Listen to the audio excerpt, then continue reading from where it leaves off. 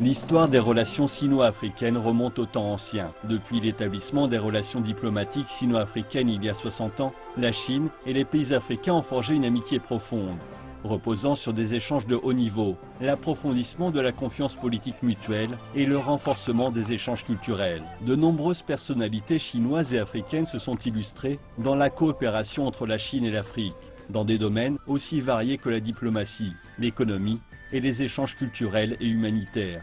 Leurs histoires, qu'elles soient brillantes ou ordinaires, sont toutes empreintes d'un fort sentiment sino-africain et reflètent le caractère vivant de chacune de ces personnalités qui, avec leurs propres moyens, participent toutes à la promotion de la coopération et de l'amitié entre la Chine et l'Afrique. Pour célébrer à son tour le 60e anniversaire de l'établissement des relations, la chaîne francophone de CCTV produit une grande série de portraits sino-africains, 60 portraits sino-africains, Mon histoire à moi, afin de raconter l'histoire de 60 personnalités chinoises et africaines.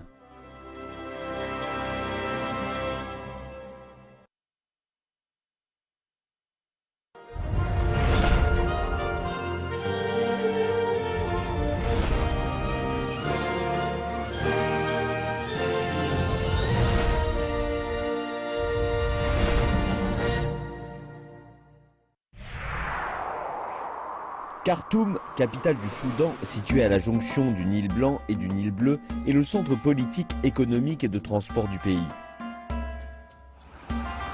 Ici, nous avons rencontré le vice-président du comité soudanais du développement des relations avec la Chine, M. Awad Ahmed Hajaz. Visit China for 57 times. As I mentioned, the first visit in 1990. At that time, I've been envoy from Sudan, taking a message from our president to the president of China. That is to look forward how we can work and cooperate together in different aspects, international arena, in the bilateral cooperation. That was the first start on my first visit to China. À partir des années 90, en tant que ministre soudanais de l'énergie, Awad Hajaz a multiplié les contacts avec la Chine. Et c'est ainsi qu'il est devenu, par la force du destin, le précurseur qui a ouvert la voie à la coopération énergétique entre la Chine et le Soudan. As you know, we started from scratch. Oil was not known in Sudan, but we moved fastly that we reached more than 500,000 barrels a day. And I guess the success also give the Chinese to go from Sudan to neighboring countries in Africa, in the Middle East. So both sides have benefited from this project. Une coopération réussie repose sur un bénéfice mutuel.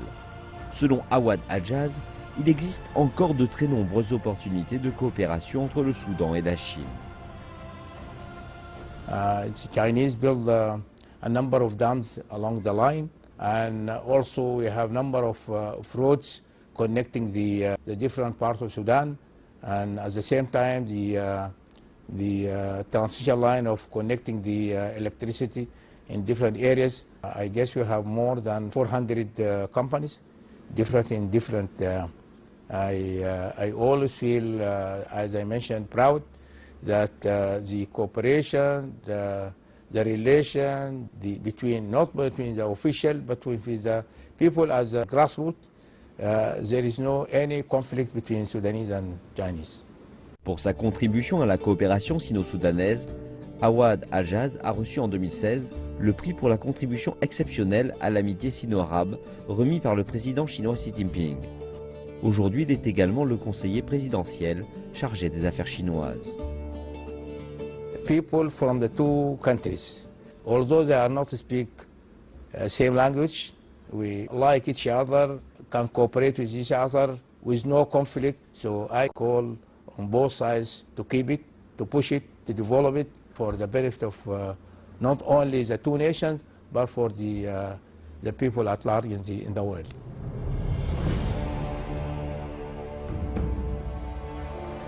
Situées dans le vaste désert du Sahara, les pyramides du Soudan sont là pour rappeler au monde la glorieuse civilisation qui exista jadis en ces lieux. Awad Hajaz est convaincu que les efforts déployés dans les relations entre son pays et la Chine continueront à coup sûr de porter leurs fruits à l'avenir.